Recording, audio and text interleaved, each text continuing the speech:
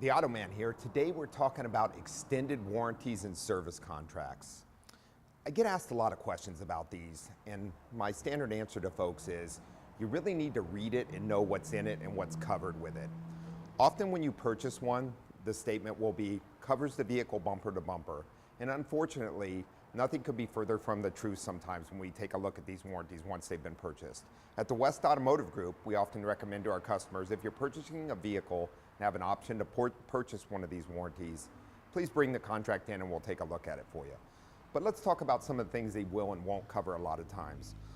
Often only internal engine components are covered on an extended warranty. Sometimes they leave out electronics such as throttle bodies or sensors that may not be covered. Fuel pumps can be an example of something that may not be covered.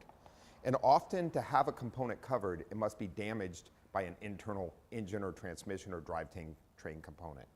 A lot of times electronics are fully excluded from an extended warranty. Some other warranties will cover things from water pumps to sensors to electronic components. So once again, it's very important to know what's in the warranty.